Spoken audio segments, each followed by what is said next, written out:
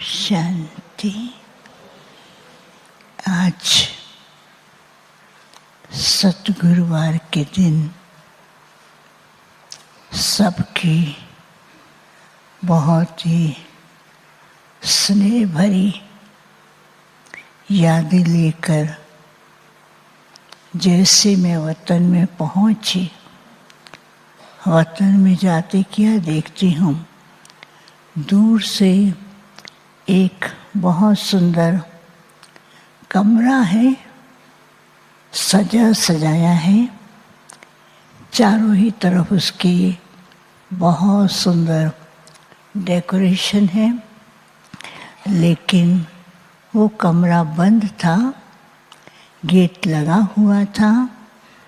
और मैं सोच रही हूँ कि इसके अंदर क्या होगा। कुछ सेकंड में क्या देखती हूँ कि बाबा सामने से आते हुए गेट के पास खड़े हुए। बाबा ने कहा, आओ बच्ची। तो जैसे बाबा ने कहा, मैं भी बाबा के पास पहुँची। बाबा ने कहा, संकल्प चल रहा है ना कि इस कमरे में क्या है। तो मैं मुस्कुराई। बाबा ने कहा, अच्छा देखो। तो बाबा ने ऐसे हाथ लगाया और वो गेट खुलता है। तो अंदर क्या देखती हूँ अंदर क्या देखती हूँ कि बहुत से फरिश्ते सजे सजाए रूप में दिखाई दे रहे थे और वो दृश्य बहुत सुंदर लग रहा था। बाबा ने कहा, बाप बच्चों को किस रूप में, कभी किस स्वरूप में, कभी किस स्वरूप के अंदर बच्चों को तैयार करते हैं। तो आज बाबा ने सब बच्चों को फरिश्ता रूप में तैयार किया है। तो मैंने कहा, बाबा आज फरिश्ता रूप में क्यों? बाबा ने कहा, बाबा दिखाएंगे। तो बाबा जैसे सभी फरिश्तों को दृष्टि भी दे रहे थे और इतने उनके अंदर उमंग और इतना लहर दिखाई दे रही थी। तो बाबा ने कहा, अच्छा सभी फरिश्ते अब विश्व के अंदर चक्कर लगा के आओ। तो सब बहुत खुश होते हैं और जैसे वो बाहर निकलते हैं, कुछ फरिश्ते जो हैं, बाबा ने कहा विश्व के अंदर विश्व की स्थिति भी देखो और विश्व की आत्माओं को क्या चाहिए, उनकी मनोकामना पूर्ण करो। तो सब बहुत खुश होते हैं, कहते हैं हाँ बाबा जी, बाबा ऐसे कहा। और जैसे वो बाहर निकलते हैं तो उड़ने लगते हैं। कुछ फरिश्ते तो थोड़ा ऊपर की ओर उड़ते हैं, लेकिन थोड़ी देर के अंदर उनके पंख जो है ऐसे लड़खड़ाने लगते हैं। और कुछ फरिश्ते और ऊपर की ओर के जाते हैं। तो किसी का जो फरिश्ते का ताज है, वो ताज जो है थोड़ा हिलने लगता है। और फिर फरिश्ते कुछ ऐसे थे जो उड़ रहे हैं, काफ़ी दूर तक उड़ते हैं। तो उनके सामने हवा का ऐसा झोंका आता है, उनको रास्ता दिखाई नहीं देता है। फिर कुछ ऐसे थे जिनके हाथ में एक बहुत बड़ी रॉयल स्टिक थी, बहुत झंडी जैसी थी। वो जो लेके चल रहे थे, वो झंडी ऊपर की बजाय साइड में या नीचे की ओर आ जाती थी। तो बाबा देख रहे थे, हम भी देख रहे थे। तो बाबा ने कहा, देखा बच्चे, बाबा हर रोज़ बच्चों को उनकी स्थिति को बनाने के लिए, विश्व कार्य के लिए बाबा हर रोज़ बच्चों को तैयार करते हैं। और वो कार्य करने के लिए बाबा बच्चों को भेजते हैं। तो कभी कभी बाबा देखते हैं बच्चों के अंदर इतना उमंग उत्साह है, लेकिन कभी कभी वो उमंग उत्साह में ढीले हो जाते हैं। और बाबा ने कहा, कभी कभी बच्चे अपनी जिम्मेवारी, जो बाबा ने इनको ताज पहनाया है, विश्व परिवर्तन का, और वो ताज पहन के कार्य भी करते हैं। कभी कभी बच्चे विस्मृति में आ जाते हैं और कभी कभी कोई बच्चे डाइवर्शन की ओर चले जाते हैं। उनका जो रास्ता क्लियर है लेकिन वो रास्ते की तरफ से भटक जाते हैं, क्योंकि उनके सामने माया के और लोगों के और कई प्रकार के माया के बाहरी अट्रैक्शन का जो डाइवर्शन है, तो उनको रास्ते से दूसरी ओर ले जाता है। फिर बाबा ने कहा कि कई बच्चों को बाप ने जो जिम्मेवारी दी है कि बाप की प्रत्यक्षता का झंडा लहराना है, वो कुछ दूर तक तो करते हैं, फिर कभी कभी वो विस्मृति की ओर जाते हैं। तो उनको ऐसा होता है कि बस हम कर ही रहे हैं, और लेकिन कहाँ तक करना वो भूल जाता है।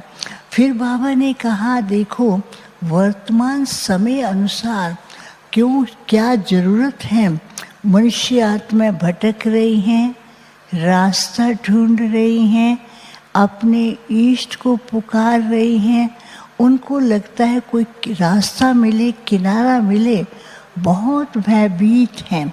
तो ऐसी स्थिति के अंदर बाप ने बच्चों को जो जिम्मेवारी दी है, उसको बच्चों को स्थिति को समझ करके अपनी स्वस्थिति पर सीट की सेट पर होकर के बाप की प्रत्यक्षता और भक्तों की पुकार सुननी है। तो बाबा ने कहा, क्या भक्तों की पुकार सुनाई नहीं देती हैं? तो बच्चे मुस्कुरा रहे थे। बच्चे कईयों ने कहा, बाबा सुनाई देती हैं, हम सुनते भी हैं, लेकिन वहाँ तक उस पुकार को सुन कर के उसको रिटर्न देने में कभी कभी आधे में हो जाते हैं, कभी पहुँच नहीं पाते हैं। बाबा ने कहा, उसके लिए बच्चों को क्या करना है?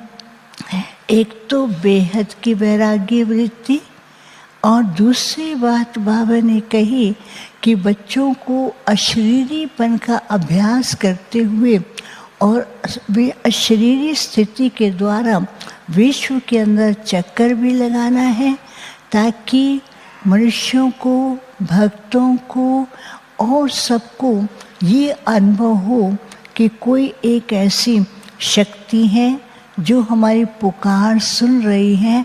नहीं तो समय कभी कैसा, कभी अपना खेल दिखा रहा है। तो इस खेल के अंदर चक्कर में बच्चों को नहीं फंसना है, लेकिन उस खेल में न्यारे होकर के उसके द्वारा ही उनको अनुभव कराना। फिर बाबा ने फिर से बच्चों को वैसा तैयार किया, तो सब फरिश्ते उड़ने लगे, और कुछ फरिश्ते तो ऐसे स्थान पर पहुँचे जहाँ पर चारों तरफ पहाड़ थे, और चारों तरफ ऐसा वातावरण था, सूना सा था। जैसे वो फरिश्ते पहुँचते थे, वहाँ चारों तरफ हरियाली हो गई और बहुत सुंदर वातावरण बन गया। और कुछ फरिश्ते ऐसे थे जो कोई बहुत दुखी लोग थे, उनके पास पहुँचते थे, उनको लगता था कि ऊपर से कुछ वरदान आ रहे हैं, तो वो खुशी में नाचने लगे। और कुछ फरिश्ते ऐसी जगह पर पहुँचे जहाँ मनुष्य कोई ना कोई खोज कर रहे थे, तो उनको ऐसे लाइट की किरण दिखाई दी, और उस किरण को देखते ही वो अपने को बहुत धन्य समझते थे, अपने को बहुत अच्छा महसूस कर रहे थे। बाबा ने कहा, अभी समय है हर एक को अनुभव कराना, और इसी स्थिति के द्वारा ही बाप की प्रत्यक्षता, और इसी स्थिति के द्वारा ही विश्व की हर आत्मा को अंजलि मिलेगी। अभी समय है अंजलि देने का, ताकि उस अंजलि के द्वारा वो भी कुछ न कुछ अनुभव करे। फिर तो बाबा सब बच्चों को बहुत प्यार कर रहे थे। बाबा ने कहा, बाप के सभी बच्चे लाडले हैं, बाप के दिल तख्त नशीन हैं। बाप हर बच्चे की विशेषता को देखते हुए उन्हें अपने विशेषता के कारण उन्हें विशेष अनुभव भी कराते हैं। और बाबा के बच्चे इस संगम युग के अंदर सारे विश्व की आत्माओं के सामने बहुत ही भाग्यशाली हैं। तो बाबा को मैंने बताया, बाबा इस प्रकार से भट्टी चल रही है। तो बाबा ने कहा, बाप जानते हैं भाग्यशाली बच्चे बाप के सामने हैं। और बाबा ने सबको कहा सदा इसी खुशी में नाचते रहे कि मैं कितना भाग्यशाली हूँ, मेरा भाग्य विधाता ने बनाया है। तो बाबा ने सबको इमर्ज करते हुए हाथ से ऐसे वरदान दे रहे थे।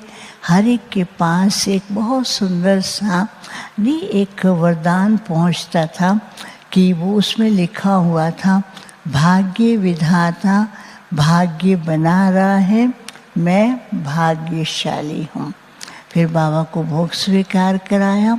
फिर बाबा ने सबको भोग स्वीकार कराया और जिनके भोग के संदेश थे बाबा को याद दिया। बाबा ने कहा जिनके भी संदेश हैं वो तो पहले से बाबा के पास पहुंच जाते हैं और बाबा उनके संदेश का अमृत वेले से ही उनको जवाब दे देता है। फिर याद दिया, ओम शांति।